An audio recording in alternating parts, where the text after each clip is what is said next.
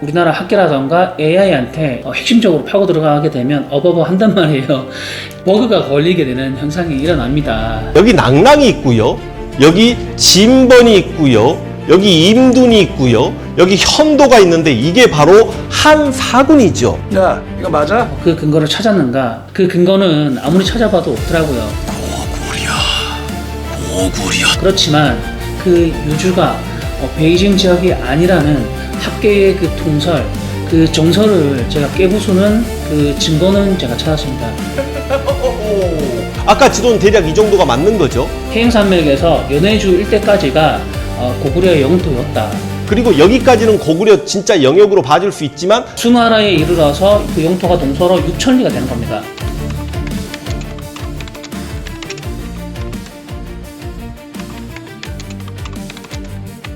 안녕하십니까. 프로파일러 시선 채널 운영자 강주영입니다.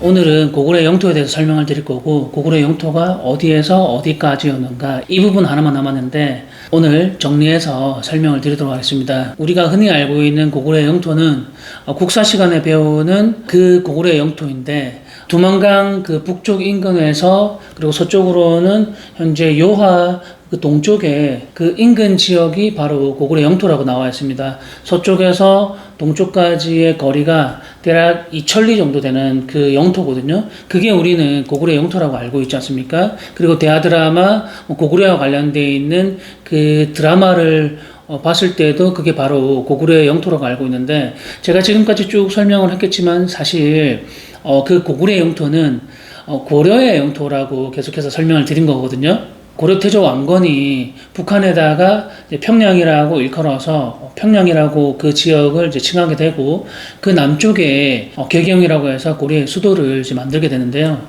그래서 그 개경의 그 북쪽에 평양이라고 해서 거기가 이제 서경이 되는 건데, 평양은 북한에 있는 그 평양이 고정값으로 계속해서 그 평양이 있었던 건 아니거든요. 우리 국사 시간에서 흔히 알고 있는 고구려의 영토라던가, 그리고 대하 드라마에서 나오는 그 고구려의 영토는 이 북한에 있는 그 평양을 기준으로 해서 만들어진 그 지도인 겁니다. 그렇기 때문에 지금 제가 지도로 띄워놓을 거지만, 우리 여러분들께서 알고 있는 그 고구려는 북한에 있는 그 평양을 기준으로, 고려시대의 평양을 기준으로 해서 만들어진 그 고구려 지도이기 때문에 실제로 고구려의 지도는 아니다.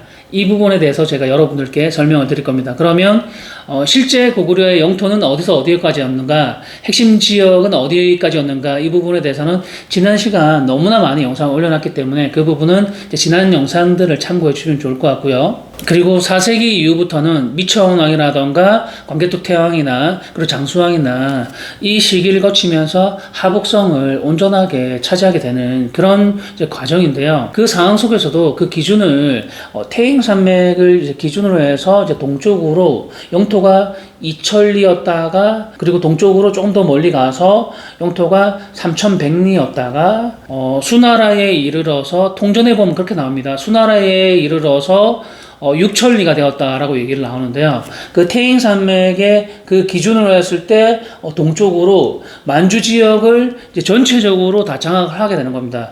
통전의 그 특징이 무엇이냐면 조금 더 일목요연하게 또 구체적으로 서술을 하고 있습니다. 그 이전에는 영토가 사방 2천리였다가, 그리고 위나라 때에는 그 남북으로 좁혀져서 동서로만 2천리, 남북으로는 천리, 이렇게 얘기를 하고 있고, 그 이후에는 이제 6천리에 이르렀다, 이런 내용으로 구체적으로 표현을 하고 있거든요. 제가 한번 읽어본다면, 그 고구려의 땅은 후한시대에 사방 2천리였고 위나라 때 남북이 점점 좁아져서 겨우 1천리였으며 수나라 때 점점 커져서 동서 6천리가 되었다, 이런 내용이고요. 그리고 태평환후기 또한 마찬가지 비슷한 이제 문장으로 수록이 되어 있고, 후한서 삼국지 양서 남서에는 고구려 간역이 사방 2천리라고 나와 있고, 북이 주서 북사 수서에는 동서 2천리, 남북으로 천리, 이런 식으로 나와 있습니다. 이런 부분들은 이제 통전과 어느 정도 이제 일치하는 그런 장면들입니다. 그렇다면 통전에서 얘기하는 후한 시기는 언제인가? 1세기부터 3세기까지가 후한 시대를 얘기하는 겁니다. 역사적인 맥락을 봤을 때 이 부분은, 이 시기는 유주사사 광극엄에게 이제 쫓겨서 침략을 당해서 한도성이 함락당하는 그 시기하고 이제 맞물리는 시기거든요.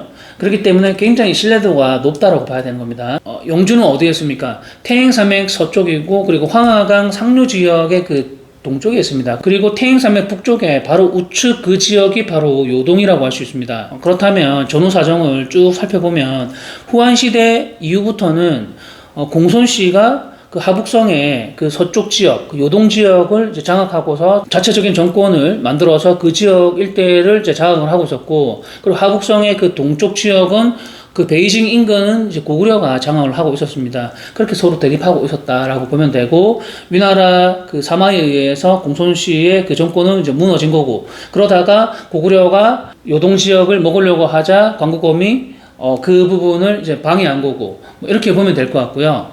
맞죠?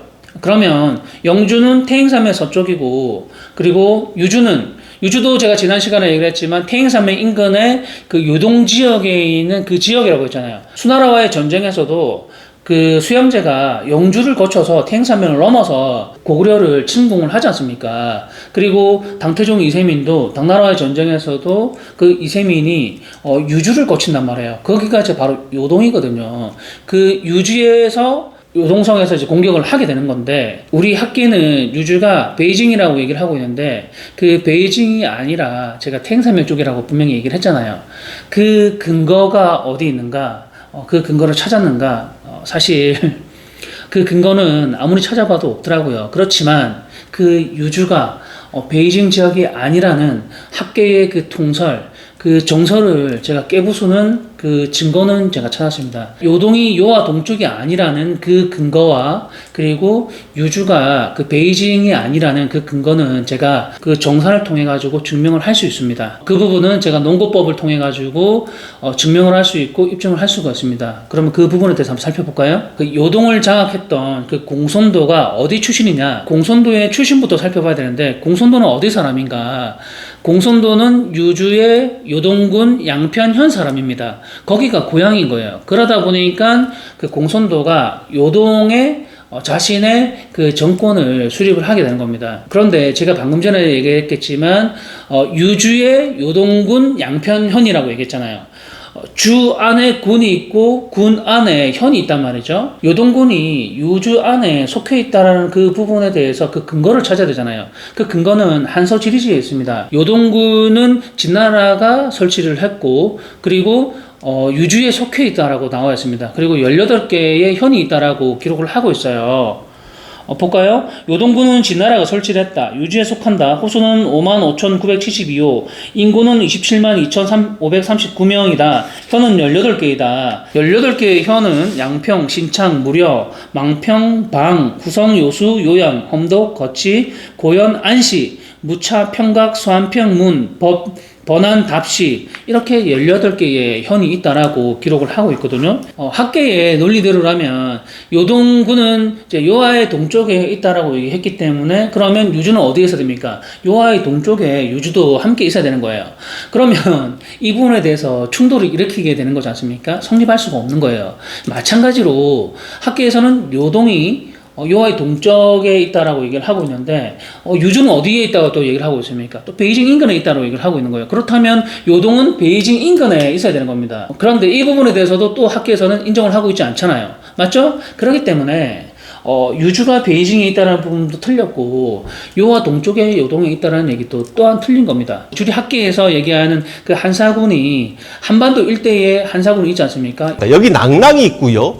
여기 진번이 있고요. 여기 임둔이 있고요. 여기 현도가 있는데 이게 바로 한 사군이죠. 4개의 군이 있는데 그 기준으로 봤을 때 그 편성되어 있는 그 지역을 얘기를 한 거예요. 그러다 보니까 이렇게 엉터리 같은 이런 지명이 비정이 되는 거거든요. 저는 분명히 말하지만 역사학도고 역사 전문가지. 다시 한 번 더 설명을 드리자면, 요동군은 진나라가 설치했고, 그리고 요동군은 유주에 속한다라고 되어 있고 18개의 현이 있다라고 얘기를 합니다.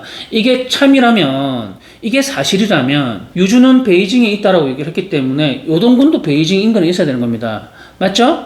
그리고 요동군이 요하 동쪽에 있어야 된다면 유주 또한 마찬가지로 요하 동쪽에 있어야 되는 겁니다. 그렇다면 한서 지리지에 있는 내용이 참이라고 한다면 요동군이 유주에 속한다라고 얘기를 한다면 우리나라 학계라던가 AI한테 이러한 부분들에 대해서 핵심적으로 파고 들어가게 되면 어버버 한단 말이에요. 버그가 걸리게 되는 현상이 일어납니다. 우리 학계는 이 한사군을 북한 지역에다가 비정을 하고서 이렇게 만들었지 않습니까? 이러한 부분부터 이렇게 뜯어 고쳐야 돼요. 하나하나씩 따져보게 되고 프로파일링해서 들어가게 되면 하나부터 열까지 전부 다 엉망진창이 되는 거예요. 아까 지도는 대략 이 정도가 맞는 거죠.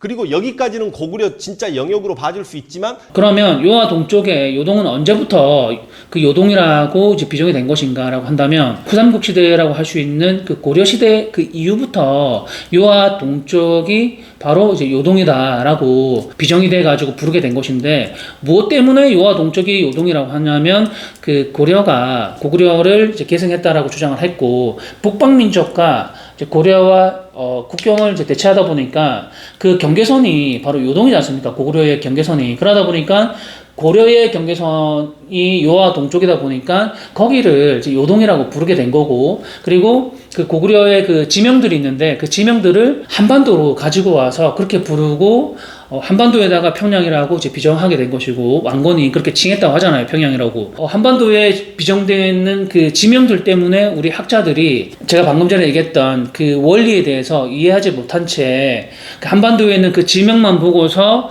이제 고구려의 그 지명으로 인정을 하고 고구려의 지도를 그렇게. 그리고 여기까지는 고구려 진짜 영역으로 봐줄 수 있지만 광개토대왕의 이 광활한 대륙은 만주 일대의 그 일부분을 차지한 것처럼 그렇게 지도를 그리게 된 거거든요. 동서로 이 천리가 최대의 강력이란 말이에요. 제 말 뜻이 무슨 말인지 이해하시겠죠? 요하 동쪽에 그 요녕성 그 일대를 뭉뚱그려 가지고 그 강력이라고 해서 거기가 이제 요동이라고 그렇게 하는 게 아니고, 하북성 그 서쪽에 그 행정지역명 안에 있는 그 요동군 안에 18개의 현이 있는데 그 18개의 그 현 안에 요수가 있고 안시가 있고 그리고 방금 얘기했겠지만 양평현이 있고 이런 식으로 다 있는 거예요. 그런데 이 지명을 요하 동쪽에 다 집어넣은 거예요. 우리 학자들이. 양평 신창 무렵 요수, 요양, 험도 이렇게 있지 않습니까? 그렇다면 요양은 어디에 있느냐? 하북성의 서북쪽에 있는 겁니다. 그 요동군 그 안에 그 요양시도 이제 포함이 되어 있는 거예요. 우리 8세기에 그 이정기의 고향은 어딥니까? 이정기의 출신은 고구려 출신이라고 하지 않습니까? 그 요양에서 왔다라고 얘기를 하는데 요양은 어디에 있다? 그 하북성 서북 쪽에 있는 그 요동군 안에 있는 요양현에서 왔다. 대조영 같은 경우도 태행산맥 서쪽에 있는 황하의 그 상류 지역의 동쪽에 있는 그 영주 지역에 있다가 동쪽으로 이동을 하면서 요수를 건너고 그리고 그 다시 또 동쪽으로 이동을 해서 발해란 나라를 건국했다라고 소설을 하고 있잖아요. 그 요수가 어디에서 해야 되는가? 요동군 안에 안시성이 있고 그리고 요수도 있고 이 모든 게 다 답이 나온 거예요. 제가 지난 시간에 설명을 드렸던 게 무엇이냐면 당태종 이세민이 갈석과 요동에서 영계소문에 무릎을 꿇리겠다, 죄를 묻겠다라고 그 기록을 보여드렸지 않습니까? 갈석이라고 한다면 백석산이잖아요. 이 태행산맥 북쪽에 있는 그 백석산을 넘어서 그 갈석에서 갈석 바로 앞에 요동군이 있거든요. 거기서 이제 영계소문과 전쟁을 한바탕 벌여가지고 그 앞에서 영계소문에 죄를 묻겠다라고 그 삼국사기 본기에 나와 있잖아요. 이런 모든 것들이 다 일치하고 맞아 떨어지게 되는 거예요. 그렇게 정리하면 좋을 것 같습니다. 그리고 5세기 장수왕 때 이때는 이제 만주 지역의 그 대부분의 지역을 이제 좀 장악을 했다라고 이제 보면 좋을 것 같은데요. 수나라에 이르러 가지고는 만주 지역 일대의 모두를 다 장악을 했다고 봐야 됩니다. 그렇기 때문에 수나라에 이르러서 그 영토가 동서로 6천리가 되는 겁니다. 그 태행산맥을 기준으로. 고구려는 계속해서 베이징 지역 일대에 있었던 겁니다. 연산산맥을 그 기준으로. 거기에 이제 걸쳐져 가지고 계속 있었던 거고, 이제 도주를 할 때는 연산산맥의 동쪽으로 잠깐 도피를 했다가 다시 연산산맥의 서쪽에 있는 베이징 일대를 다시 또 장악을 하고 이랬던 거예요. 고조선도 마찬가지로 태행산맥의 동쪽이고 그리고 연산산맥의 서쪽 일부, 발해만 그 인근 있잖아요. 베이징 인근. 그 지역이 바로 고조선의 지역인 겁니다. 그리고 연산산맥의 동쪽에도 고조선의 지역인 것이고요. 삼국사기의 김부식 같은 경우도 고구려는 중국의 동북 쪽의 그 모퉁이의 그 구석에 위치해 있었다라고 얘기를 하지 않습니까? 그 부분은 삼국사기에도 나와 있는 내용입니다. 여러분들이 헷갈리는 내용이 무엇이냐면 고구려의 역사는 700년인가 1000년인가 이 부분에 대해서 굉장히 헷갈리지 않습니까? 그런데 실제로 고구려의 역사는 1000년입니다. 이 1000년인데 이 부분도 또 구분을 해야 되는 겁니다. 어떻게 구분을 해야 되냐면 조선의 역사는 500년입니까? 아니면 그보다 더 이상입니까? 그보다 더 이상이지 않습니까? 이성계의 조선은 500년이지만 이성계 이전에 조선은 계속해서 있어 왔지 않습니까? 그렇기 때문에 500년보다 훨씬 더 긴 거잖아요. 마찬가지로 고구려 같은 경우도 주몽의 그 고구려는 역사가 700년이지만 주몽 이전부터 고구려는 계속해서 200~300년 동안 또 있었습니다. 기원전 200년, 300년 이전부터 고구려가 그 하북성 동쪽에 있었다는 얘기거든요. 연산산맥의 서쪽 베이징 인근에 고구려가 계속해서 있었다는 얘기입니다. 700년인가 아니면 1000년인가 이 부분에 대해서 계속 헷갈리게 되는 건데 고구려라는 그 이름을 주몽이 만들었는가 고구려의 그 이름에 대한 저작권이 그 주몽인가 이렇게 1차원적으로 해석을 하면 안 되는 거예요.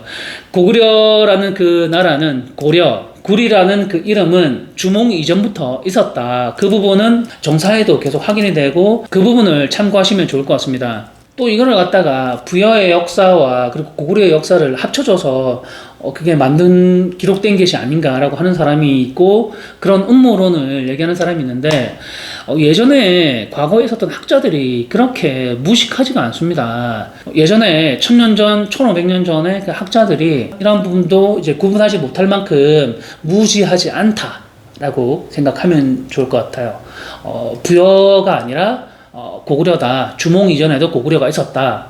그러나 그 고구려는 무엇인가? 그 부분은 저도 이제 연구하지 못했고 아직까지 밝혀진 바가 없다. 그러나 고구려가 있었다라는 부분들은 오래된 정통 그 역사서에 보면 나와 있다. 이 부분만 제가 명확하게 하겠습니다. 그렇다면 여러분들께서 굉장히 궁금한 게 고구려가 계속해서 하북성 동북 쪽 모퉁이에 베이징 인근을 차지하고 있었는데 언제부터 하북성 전체를 장악하게 되고 요동을 차지하게 됐는가 이 부분이 굉장히 궁금한 거지 않습니까?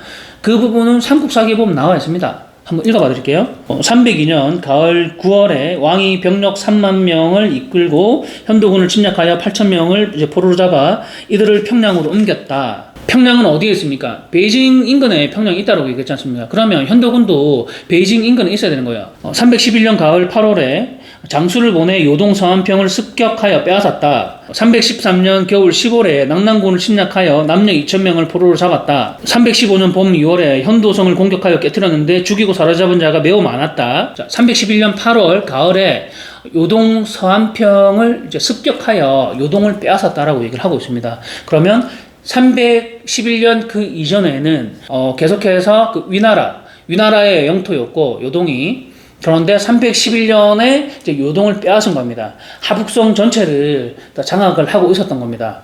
고구려가 320년 겨울 12월에 병력을 보내 요동을 침략하니 모용인이 막아 싸워서 우리 군사를 깨뜨렸다. 요동군 그 지역을 계속해서 이제 뺏고 빼앗기고 이런 과정들이 계속해서 일어나는 거거든요. 그리고 385년에도 또다시 요동을 빼앗았다가 385년 겨울에 다시 또 연나라에게 빼앗기기도 하고 합니다. 하북성 지역에서 계속해서 이렇게 전투가 일어나면서 빼앗고 빼앗기는 과정들이 계속해서 반복해서 일어나는 이런 과정들인 겁니다. 그러면서 광교투 태양 때 이렇게 안정적으로 요동성을 이제 확보하게 되는 거고 386월에 왕이 병력 4만을 내어 요동을 습격하였다. 이에 앞서 연의 왕 모용수가 대방왕 모용자에게 명하여 용성을 보내 병력을 거느리고 구원하게 하였다. 아군이 공격하여 물리치고 마침내 요동과 현도를 점령하고 남녀 1만여 명의 포로를 잡아 돌아왔다. 여기서 굉장히 중요한 게 무엇이냐면 모용수가 대방왕 모용자에게 명하여서 공격을 했다라고 하지 않습니까? 대방이 이제 모용씨의 그 일가들, 연나라의 그 지역이라고 얘기를 하고 있는 거예요. 그럼 대방군이 한반도에 있으면 되는 겁니까? 안 되는 겁니까? 안 되는 거잖아요. 제가 지난 시간부터 계속 얘기를 하고 있지만 대방이라는 그 지역이 하북성 태행산맥 남쪽에도 대방이라는 지역이 있지만 한반도 지역에도 대방이라는 그 지역이 있습니다. 대방이 대륙에도 있고 한반도에도 있고, 이 부분에 대해서 우리 학계에서 그 대륙과 한반도를 인정하지 않고 한반도에 있는 이 부분만 인정을 한단 말이에요. 그러다 보니까 그 대륙 동쪽에, 그 동북 쪽에 있는 이 모든 지명과 그 역사적인 스토리들을 이제 한반도로 이제 옮기고 안에 넣다 보니까 이러한 웃지 못할 해프닝이 벌어지게 되는 거거든요. 엉망진창이 되는 거예요. 그 대방이 연나라가 대방이 되는 거, 한반도가 연나라가 되는 겁니다. 말이 되는 소리예요? 인정할 거는 인정을 해야 되는 거고, 그게 학문인 겁니다. 역사라는 학문이에요. 수나라에 이르러서는 만주 지역 모두를 다 장악을 한 겁니다. 그 연산산맥의 그 동쪽에 있는 그 만주 지역은 제2의 수도라고 할 수 있는 고구려의 변방이라고 할 수 있는 거예요.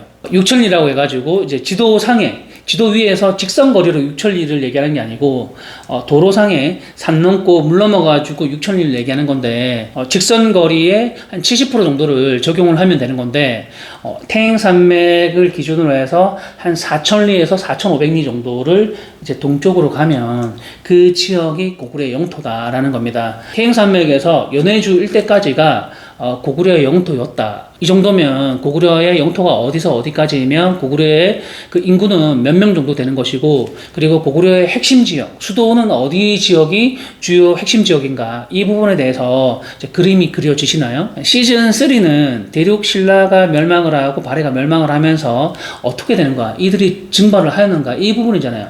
이 부분을 설명하기 전에 제가 동이족은 어디에 있었으며 동이족 역사에 대해서 간략하게 설명을 드릴 거고, 동이족이 어디에 위치해 있었는지 그 부분을 정확하게 이 사서, 정사를 기준으로 해서 설명을 드릴 겁니다. 사만의 그 방사천리, 사방사천리라고 얘기를 하는데, 그 사천리가 어디에 있었는가, 한반도에 있었는가, 아니면 대륙 동쪽에 사천리를 이제 형성을 해서 사천리가 있었는가, 이 부분에 대해서 설명을 드릴 겁니다. 한반도에서 사방사천리가 나오나요? 안 나오죠. 한반도에서는 한 600리 정도는 나오거든요. 제가 직업이 유튜버가 아니다 보니까 자주 올리지 못하고 띄엄띄엄해서 올리게 되는데, 그래도 인내심을 가지고서 계속 지켜보시면 될 것 같고요. 그렇지만 계속 올릴 것을 여러분들께 약속을 드릴 겁니다. 구독과 좋아요 눌러주시고 시청해 주시면 좋을 것 같습니다. 지금까지 제 영상 계속 시청해 주셔서 감사하고요. 다음 시간에 또 찾아뵙도록 하겠습니다. 감사합니다.